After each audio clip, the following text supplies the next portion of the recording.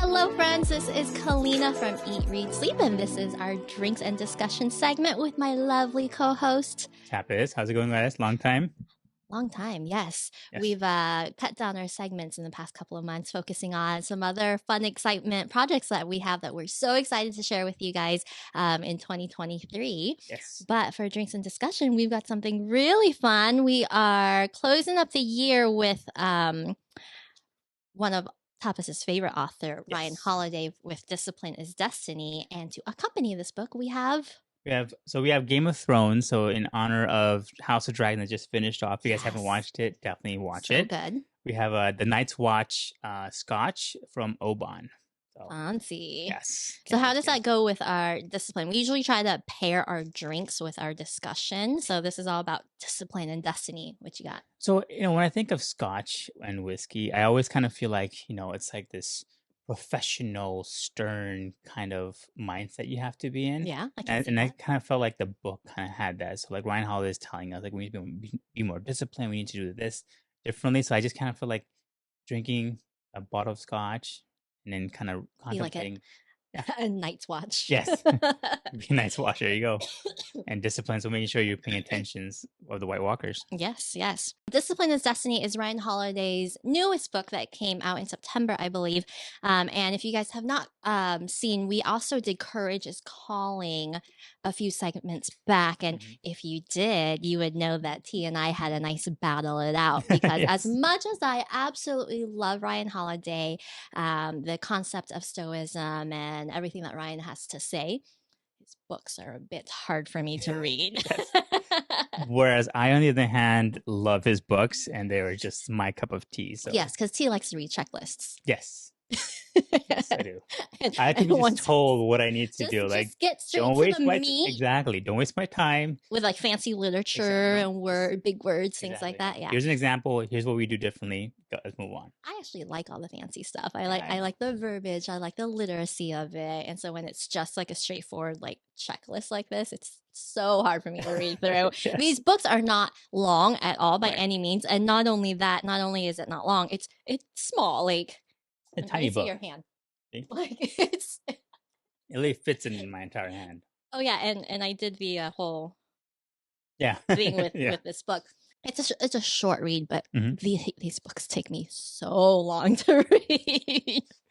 Yeah, I had pre-ordered this book about 2 months ago when he had announced it, and I am a big fan of stoicism. I listen to his podcast, I watch all of his videos, I read most of his book. I think the only one I haven't read is one of his older stuff. But Ego is the Enemy is probably still my favorite book of his. I need to read that one. And then Courage, and then Discipline. I probably would put Discipline behind Ego now because I feel like Really? this was something. I know Courage came at the right time. Yeah. And funny enough, Discipline came at the right time for me too. So probably why I resonate with this a lot more. Isn't that so great? That's why books are so amazing. Yes. They just come to you. And what I really appreciate about this book is that it's not anything new. No. Again, it's a lot That's like the books that we have read. It's very similar messages that we've seen before, but the important thing is it came to you when you really needed it and it Exactly. resonated with you really well. Yes. All right, so why don't we cheers to that? I think that is a great message. Cheers. So these are, by the way, these cups are my For our podcast listeners, I am making that very it's really good. funny face right now. These are my groomsmen cups that I got. So shout out to I like it. That's the cute. boys. I am not a Scotch drinker, so That's so good though. I need my tequila. Oh, that does make me feel manly. Right? Just feel this warmth coming over you, especially on this cold California day. Yes. All right. So this book is broken up into 4 parts, very similar to his other books, or 3 parts actually. 3 parts, yep. Yes, 3 parts. The first part is the exterior. This is more of the body, and he gives you a checklist of what to do there. The second part is the inner domain. He calls it the temperament, and that's more of kind of like your mind, your mental processing. And then the third part is the magisterial, the soul, and that's more of your inner reflection. And then just to kind of just quickly back up on that too, the reason why he's writing these books are around the four cardinal virtues Yes. of Stoicism, and so and the four are courage, so courage is calling, temperance or discipline is destiny, and then he has two more coming after this, so justice and wisdom.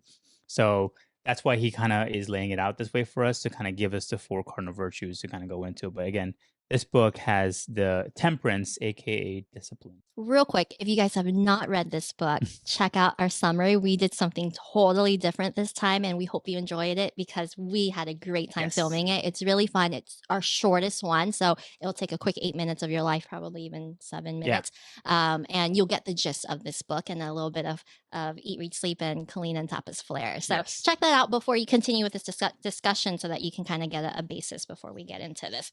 So, with that being said, the first part of the book is about the body, but not just the physical appearance of your body, right? It's more about taking care of your body and what you can do to be your strongest and best self. Yes. So, the way that this is broken down, the chapters are, each chapter are things that you can do essentially, and he calls it Attack the Dawn, which is waking up early. The strenuous life is the best life.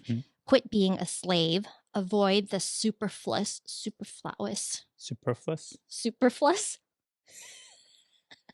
Do we not read here? Clean up your desk. Just show up. Sweat the small stuff. Hustle. Slow down to go faster. Practice, then practice more. Just work. Dress for success. Seek discomfort. Manage the load. Sleep is an act of character. And what can you endure?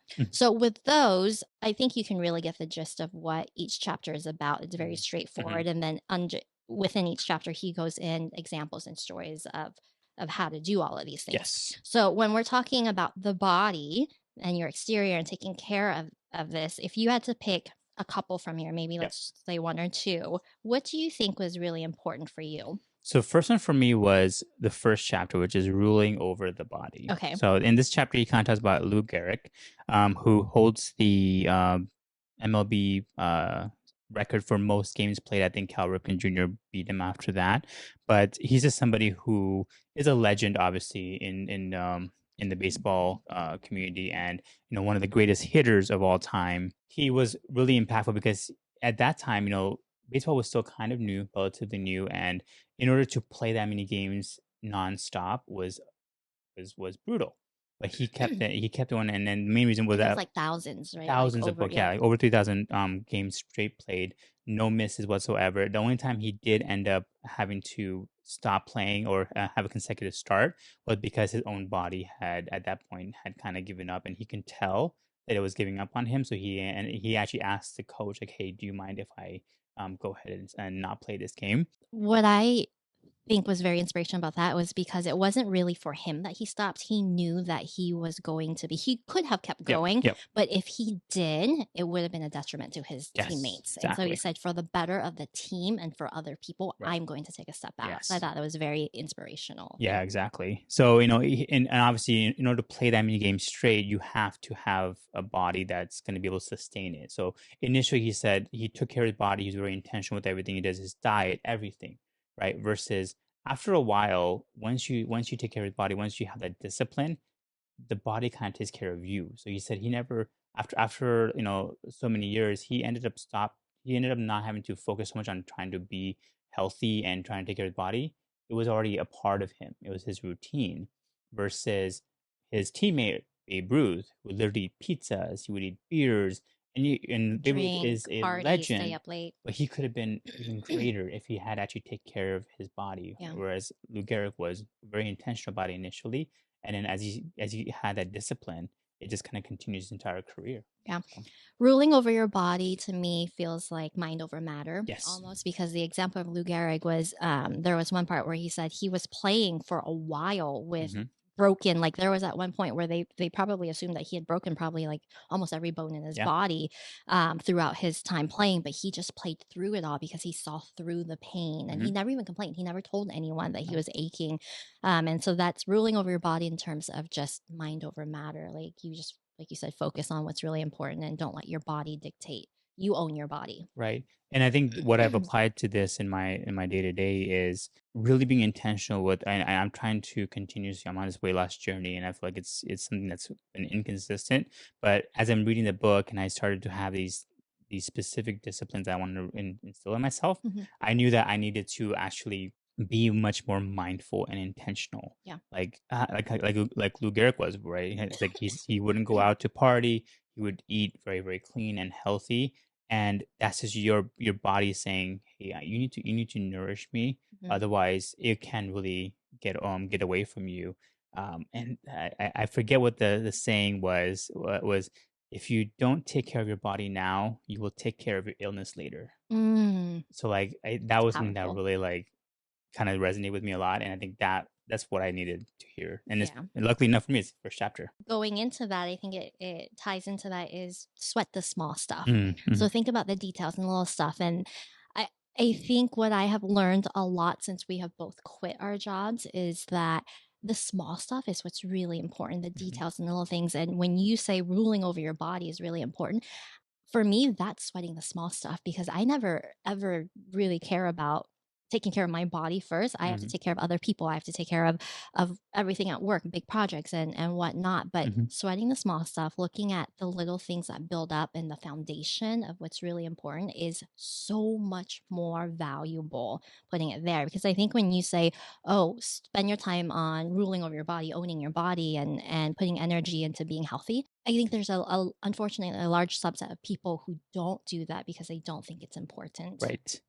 And then the example he uses from the book is around John Wooden, and how before, legendary coach, college coach John Wooden, he would always tell his players, put on your shoes and socks properly, Tie your right? shoes Tie the your right shoes the way. right way. Put your socks on the right way. And he's like, why are you making it? Like, we're basketball players. We know how to put shoes on ever since we're kids.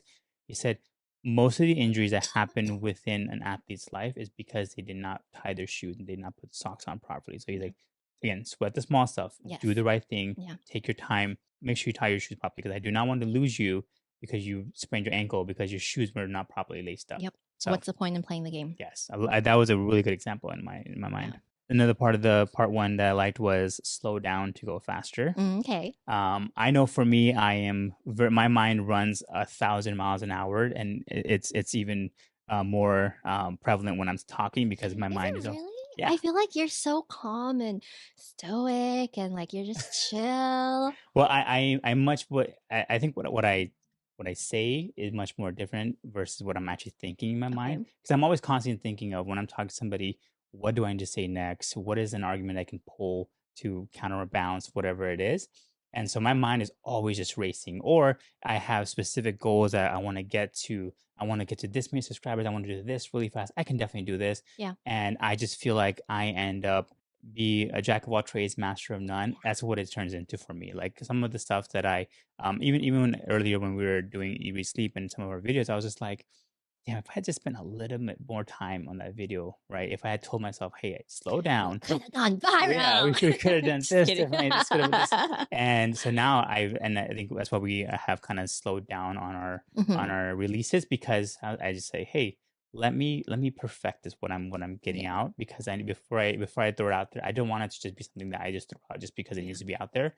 I want to make sure I'm slowing down, so Yeah. that way we can get that. I think there's a fine balance with that, right? Yeah. Because there's also that perfectionism, like just, the other part of just doing something, Hmm. just putting something out for the sake of doing it and not waiting for it to be perfect. Hmm. So, how do you figure out the balance between the two? I think it's not in this book, but I believe in another book of Ryan Holiday's. He says perfection is actually an evil thing. Right. So like you remove all the joy out of things if you're trying to be a perfectionist. So So, then in your mind, when you're slowing down, right. what is it that you're achieving if you're not going towards perfection? Like let's say if I'm making a video, right? Hmm. And I always tell you this, for me, a good video is a 92%. Like this video is 92% there. Quantify Right? Yeah. it. Like, a perfectionist would say, I want this video to be 100%. Yeah. If you wait for a video or anything that you do in life to be 100%, you'll never ever get there. Yeah. Right? I'm okay with 90% release. It's so When I funny. look at our old videos, I'm like, that's a 60%. I could have done way better. Or Our just older videos. our older videos. Yeah. Well, I mean, give Over yourself time, some grace, or like right? at that moment, Yeah. it's It was probably probably the the best I could put 92, the out best there. you could do. Yeah. But in my mind, I was like, yeah, if I had actually slowed down, if I had learned some of the stuff before I walked into Yeah. it. But yeah, so I think that's for me is it's not about being perfectionist. It's about me just saying it's okay. There will be mistakes. There will be things that will be left on the table. Yeah. But I want to make sure whatever I put out there is the best. Yeah. And I took my time. Yeah. I wasn't rushed. I don't necessarily like the quantifying of Mhm. things, right? That's why I always ask you, like when we're sending things back and forth, I'm like, do you like it or you love it? Like, I Right. really want you to feel like, I think it's really important for someone to feel, regardless of if it's perfect or if it's 100% or 92%, like, do you feel proud of Mhm. putting something out? Like, what you're going to do, is it something you're very proud of? Is it the best that you could do in Mhm. that moment? And is that something that you can look back and be like, I did Right. everything I could? See, so when you send me those texts, maybe preface it that way, because when you say, "Do I like it or I love it?" Uh-huh. I will never ever say I love it. Because I love it would be like this huge, big budget production. Like, yes, then I love it. Yes. For me, it's like, yes, I'm very proud of what we have out there. Yes. So that, yes, I would say 100% I'm very proud of what we put out there. But whenever you said I'm always like, yeah, I like it. It's good. Well, this is really good for us. We're clearing up our like Right. love languages Yes, right there you here. go. Because I'm like, he always sends me stuff. I'm like, that's amazing. Do you love it? He's like, yeah, I like it. I'm Mhm. like, what the heck? Like, Yeah. that's it? I could never love it because then it would be much grander than That's what so I'm funny. on. I see things so differently. I just like love everything. Yeah, that's true. The next thing is sleep is an act of character, is the one that I would pick. And that's Mhm. because I have never, ever slept well. Yes, And I am learning now, and I've never napped. yes. Right. So when we were working for corporate, like, Tapas would always tell me to take a nap. My best friend Susan's always taking naps all the time. I'm like, dude, there's so much to do. How are you guys sleeping all the time? I never understood it. Recently, I started napping. I don't do it every day, but maybe like once or twice a week I'll nap. But I'm getting much better at listening to my body when I'm tired. It used to be that when I was tired, I would try to truck through it and just like keep going, drink another cup of coffee and try to just push through. And now I realize that you can't operate like that. Like, I have to slow down. I have to be okay with it. And I have to take my naps and Yes. sleep. How have you been able to? Because I know a lot of people struggle with sleep. I know it is something that's very, very crucial, especially like people who are trying to get some mental clarity. Sleep is the number one thing. I mean, a lot of books that we read, Jay Shetty's book, a lot of Ryan Holiday's book, everyone says sleep is number one. You have Yeah. to sleep, and you have to get your proper amount of sleep that's restful. How have you been able to like change it a little bit? I'm still working on it, but I think that trying to get into bed earlier. So we talked about that earlier, getting into bed earlier. I don't look at my phone anymore because that's my number one biggest thing. I can get into bed at 8 p.m., but if I have my phone and it's open on TikTok or on Instagram, the next thing I know, it'll be 11 p.m. And I'm like, what did I just do with the last 3 hours of my life? So now I don't even look at my phone. I'm done with it. I turn it around, make sure my alarm is on, and I just set it aside, and that's it. I know before you were saying you would leave your phone downstairs even, right? Yep. So that, and then I just read. I just read a book, and I just let myself naturally fall asleep. So I think overall, like you said, routine is really important. I've started, you've been really beneficial and helpful with this, is I finally just started eating 3 meals a day. And so I've become that person. I'm like, you call me, I'm like, have you eaten breakfast? And I'm like, did you eat? I used to only eat 1 meal a day, guys. And it's because out of efficiency of that, I don't have time. I have to do all of these other things. And I just, for years, walk around tired all the time and not putting 2 and 2 together, that I'm exhausted because I just don't have enough nutrients in me to sustain my energy. And so I started eating 3 meals a day. And even if I'm not hungry, I force myself to eat. And it actually has helped with my energy. And because I have more energy during the day, I'm much more productive. That means when I wind down at nighttime, I don't feel that guilty of like all these things I still have to do, because I've actually done pretty much, if not all of what I've wanted to do, enough to feel good about my day or feel accomplished for my day. And then my mind can shut down a little bit. I can enjoy my book and go to sleep, get fully rested, and know that I have the next day. So it's really helpful. So let's go into part 2, the inner domain. Yep. So now that we've talked about taking care of your body, right? Like, how do you build the right routines? How do you make sure you prioritize your body? Now we can lead into more of the discipline by taking care of our inner domain, which is more of our mind and our mental. Okay, so these are the chapters, and you guys can kind of, by the title of the chapter, kind of deduce what it what the actions are. First is ruling over yourself, and then look at everything as it is. Keep the main thing, focus, wait for the sweet fruit. Perfectionism is a vice. Do the hard thing first. Can you get back up? The battle against pain, the battle against pleasure. Fight the provocation. Beware the madness. Silence is strength. Hold your fire. Temper your ambition. Money is a dangerous tool. Get better every day. Share the load. Respect time. Put up boundaries and do your best. I think the one that stood out for me was focus. Okay. Because again, Really? I going back, wouldn't have guessed that. I think because my attention will vastly wander off in different directions a lot of time. So I do tend to just get pulled into the most newest and the newest thing that I need to focus on. So like for example, if I'm scrolling through and if I'm researching or looking up something on how to do this type of editing for video, I'll find some random video about this newest Elon Musk scandal, and I'll go into this whole library of like all the stuff that he's done. I was like, And then you I go in and delete your Twitter yeah, account. oh yeah, that I did. Did already. But you know, I go into this whole different mode, and I'm like, how did I end up over here? I went on YouTube to look up this specific thing, and I'm on this complete different rabbit hole where he talked about in this book. It says, you know, Beethoven was sometimes so focused on what he was doing that he would be at parties and he would just zone out because he's trying to think of his next, you know, symphony that he wants to do, and it's just like, and people are like, Beethoven, are you okay? He's all like, and he was just completely zoned because he's so focused on his craft. I want to get to that level. I mean, it's definitely a weird thing. I mean, I'm sure people were like, "Why is this weirdo all of a sudden like just zoning out?" I would love to get that level. So two things with that.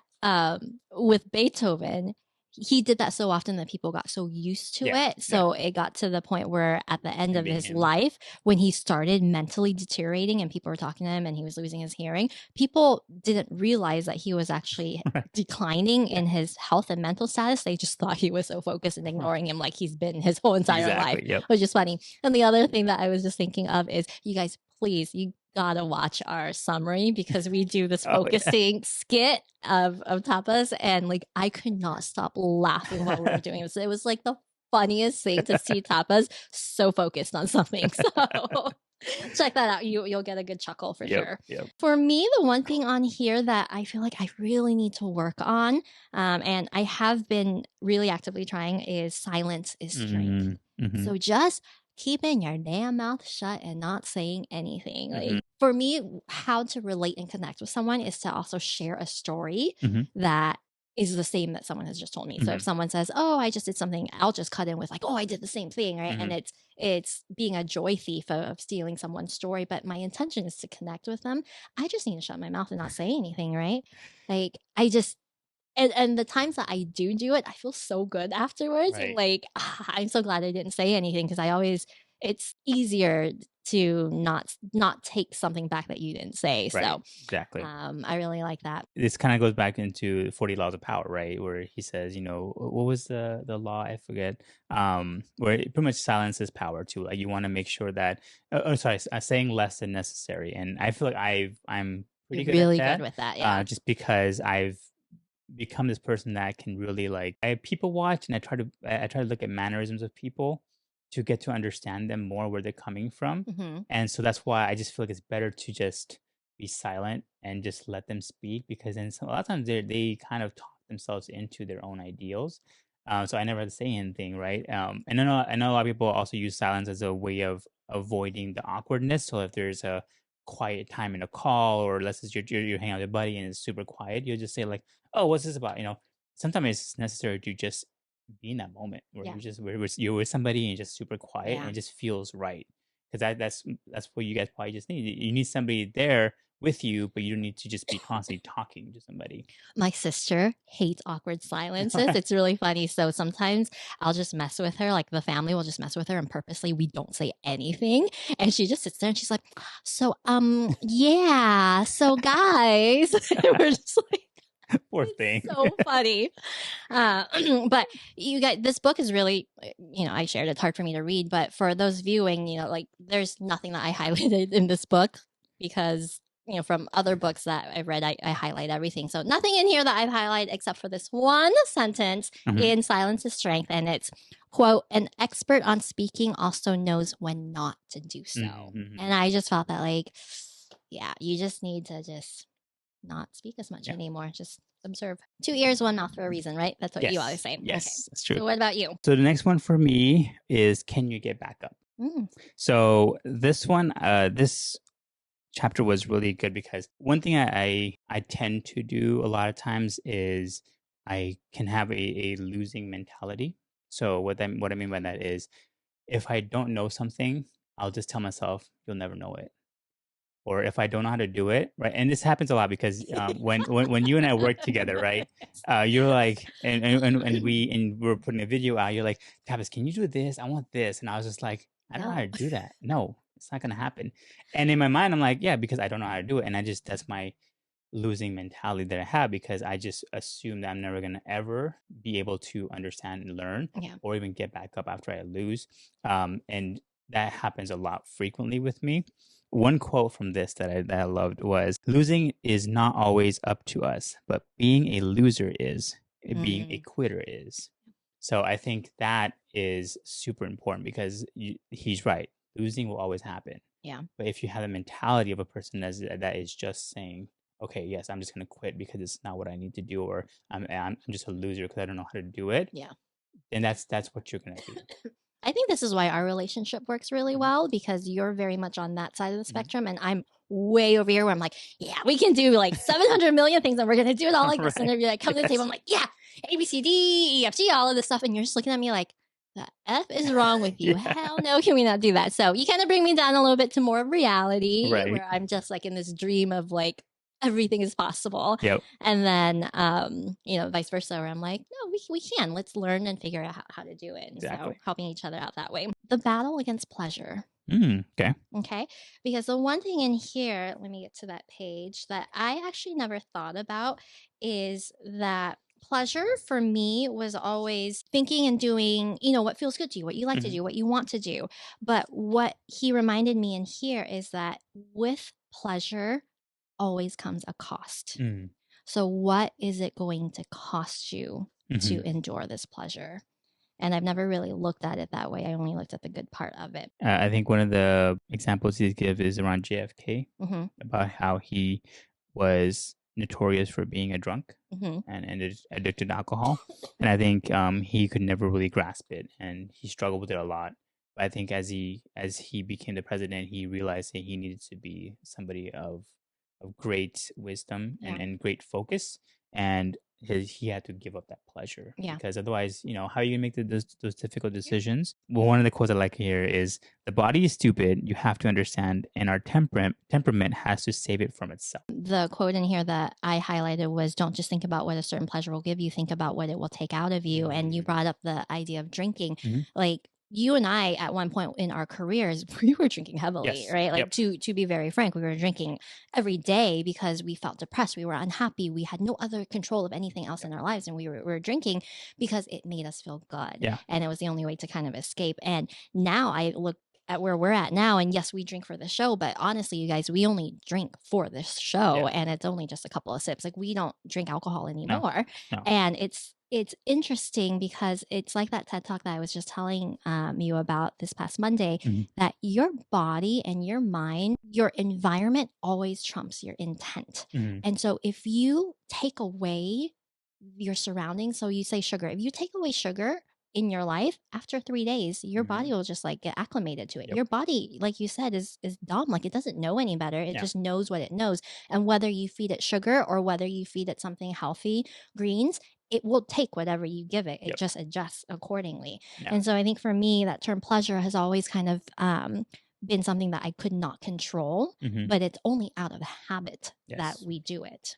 All right. So the last part 3, the soul. The chapters here is to elevate yourself. So you start with tolerant with others and be strict with yourself, make others better, have grace under pressure, carry the load for others, be kind to yourself, the power of giving, power away, turn the other cheek, how to make an exit, endure the undurable, be best, flexibility is a strength, unchanged by success. And then finally, self-discipline is virtue. Virtue is self-discipline. Yes. What do you think?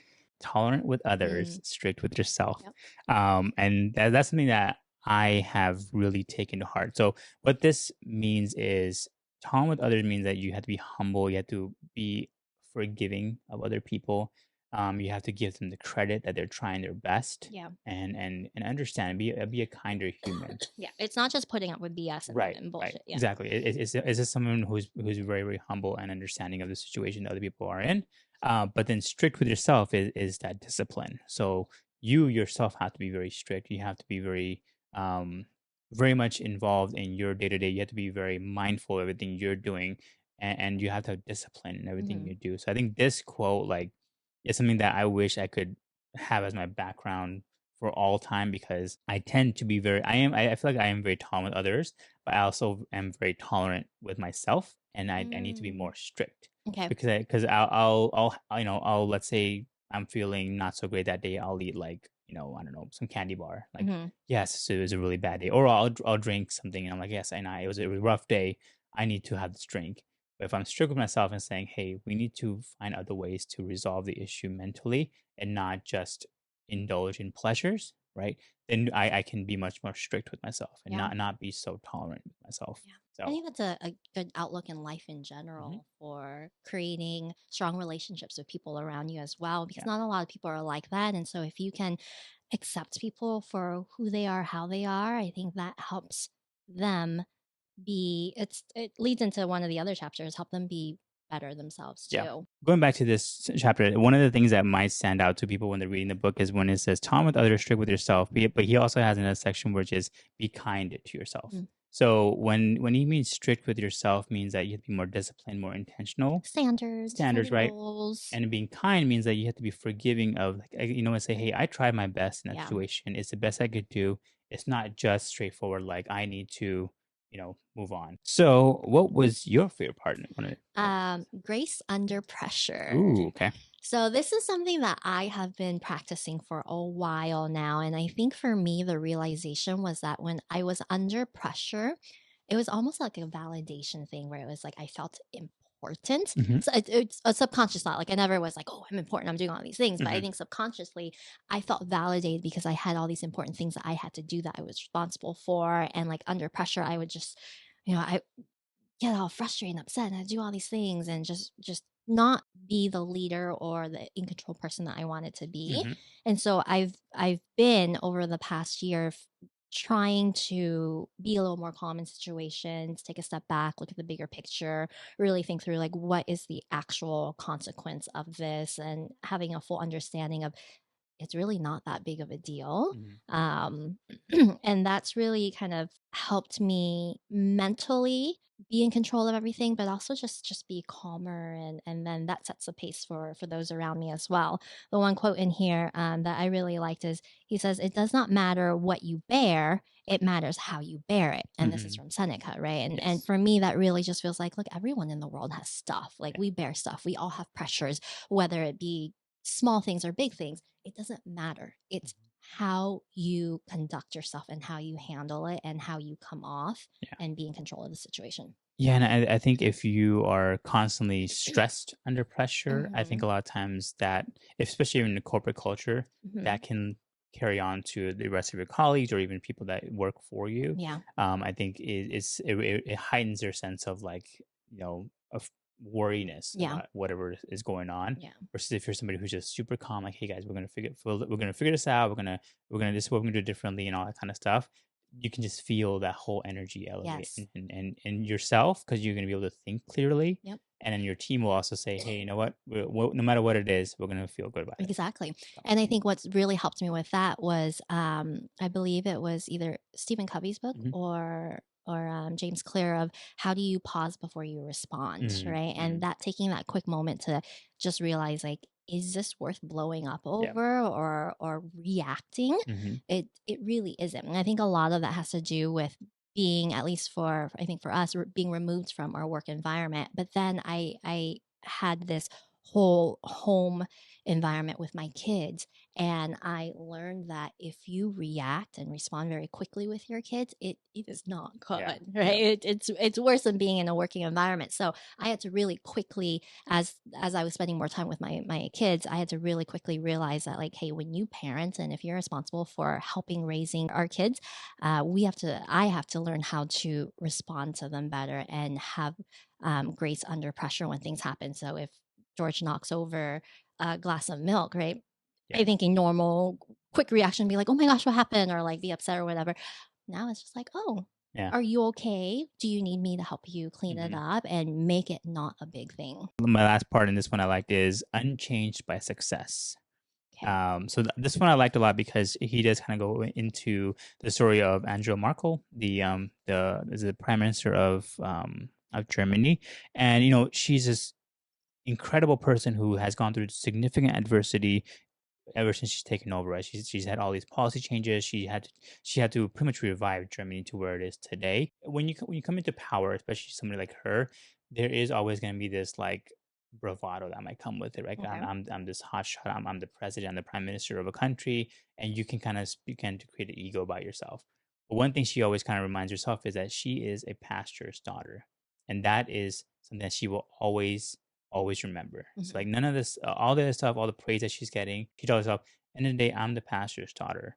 I need to live a good life. I need to be kind to my fellow human beings. I need to follow direction. This is what I'm going to do differently. So like no matter what happens outside of that. Yeah, I like that because it reminds me of creating your own identity and not letting titles Mhm. uh, define who you are. Like you Yeah. get to define who you are at the end of the day. Yep. So my last one is carry the load for others, and I think for this one we were talking about kids. It kind of remind me of that is because that saying it takes a village. Hmm. And I think that's how like in the working world in the real world we should really have that same mentality as well. Like we should all be here to help each other and Hmm. support each other, and no matter what title, like you said, you can be a leader or run a huge company corporation, but at the end of the day, like you are still just a person, and if you can help someone, why wouldn't you? Hmm. And I think that's really important for me to be reminded of. The last sentence of this chapter is, it's a privilege of command. So Yes. like like everything that you can do, everything you have, it's all a privilege. Hmm. But at the end of the day, like, how are you using that privilege to help other people? There's two examples in here that I loved about this. So first one, me, of course, being a huge basketball fan. He talked about Greg Popovich, the coach of the San Antonio Spurs, and he when Tim Duncan, Tony Parker, Manu Ginobili were all playing, he got a lot of flack because they're superstars or stars in their own right, but he had these stars, right, and they were aging. And what he would do is in prime time game when you are expected to have your stars play, he would bench them. Mm-hmm. And I remember it was funny because he would actually bench them, and then it would say, because you have to also provide a reason why they did not play, and it says did not play, and then why? Old age. And like he got fined by the NBA. It was looked down. All these sports commentators were significantly just bashing him, like, how could you bench these players? They're superstars. They need to be out there. But he looked at the longevity. Like, these people have an entire lifetime they need to live. I'm not gonna burn them out in this whole time that they're playing basketball, just for them to have issues later on. He's looking out much further beyond just basketball for Yeah. them. And again, that's carrying the load for others. Another quote that I like in this one is, and I think you and I agree on this a lot, is being the boss is a job, I was just looking at that. being a leader is something you earn. I think a lot of people struggle with that, Mm-hmm. especially in the corporate culture, because we know colleagues who like to be called boss, Mm-hmm.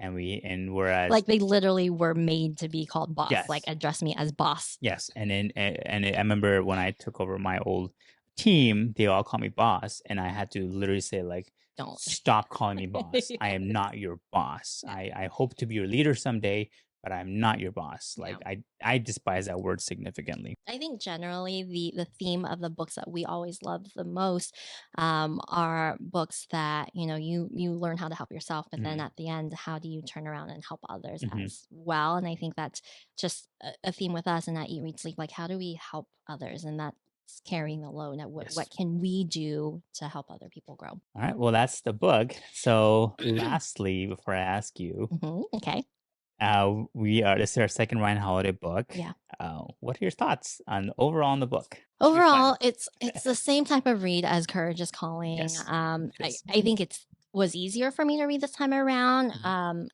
Probably because discipline, again, like you said, I really needed it at this time in my life. It also made me feel like a shitty person because I was like, oh man, I'm not doing like half of these things. And he was Right. just like, I felt called out for a lot of things. I will tell you this. I think that the message felt almost like I wasn't good enough. Like I Mhm. felt bad reading this book, and Mhm. I didn't like that very much so. And it was just so straightforward that it's like, well, you just do this, you just do that, and be Yeah. a disciplined, better person. And for me, like it's not that easy. Again, that was also why I didn't like Courage is Calling, because there wasn't enough of the background into it and how to get there. You can just read the chapter summary and at least pretty much know what the book is about. So Yeah. same. I will say the one thing I love about this book is, and I do this with every book. I don't think I've Yes. told you this, is that I always Oh, open. that's nice. Oh, it's a beautiful book. So if you take off the what is it called, the jacket, the book Mhm. jacket, this book is beautiful. It's got a really pretty gold emblem, crescent, and it's just a nice, pretty book to have. So I like to display my books without the jackets. Yeah. I love this book, and especially because I am a Ryan Holiday fan. So if you guys watch any of his YouTube videos, Daily Stoic, if you follow on Instagram, whatever he does, like he's very like direct. Like Mhm. you need to do this, you need to do this. So the book reads like how Ryan Yeah. Holiday would talk. So in my mind, as I'm reading it, I'm just like, okay, he's talking to me as Or so. he's I guess yelling I'm at me. so used to or he's yelling at you, Preaching to me. Yeah. right? So I'm so used to that. So for me, it's great because Yeah. I'm a fan of his type Yeah. of work. You need someone to like Yes, tell you what to yes. do. Hence why I have you around because you're Yes. like, gee, what is going on here? Like I'm like, okay, I'm sorry, I work on it. But I apologize. That is Um, not how it is, guys. but so for me, I absolutely love this book. For people who I would say struggle with that kind of message, what I like to do with his books is I read one chapter Mhm. and then I will just reflect on that. So let's Yes. say I Oh, would it's just read one great. chapter Yeah. and then put the book down. Let me think about this. Maybe even for that rest of half a day, think Yeah. about what I need to do differently, apply it, Yeah. and then you can go back and read it. If you read it like a whole book, it could just become very much like, okay, he's yelling again, Yeah, it's yelling a full again. checklist of things Yes. that I cannot actually be, and so Yes. it feels discouraging. Yeah. So I like that idea. If you guys actually go through the chapter first and then just highlight the Mhm. titles that stand out to you, Yep. because this book doesn't have to be read in No, order. it doesn't. So you can just go through the chapter of things that you feel like, hey, I probably could, or maybe I want to work on this, and then just go through that chapter and read it and then reflect, like you said. I think that's a really good way of leveraging this Yes. book as a tool Yep. versus a literature book. Right, exactly. Yeah, I agree. All right, you guys, and that is the summary and discussion of Discipline is Destiny by Ryan Holiday, one of our favorite Stoic authors and advocators. Thank you for having drinks with us today. If you do have your cup of scotch, cheers to you guys. We've got the end of the month, Thanksgiving coming up. So hopefully everyone enjoys your time with your friends and your family. And please if you get a chance, check out our summary for this book. This is probably one of our, probably Funniest my one, absolute yeah. most favorite, funniest one. So Yeah. if you've got a few minutes, check that out. Link everything is below for you guys. Thank you so much. Cheers, guys. Bye. Bye.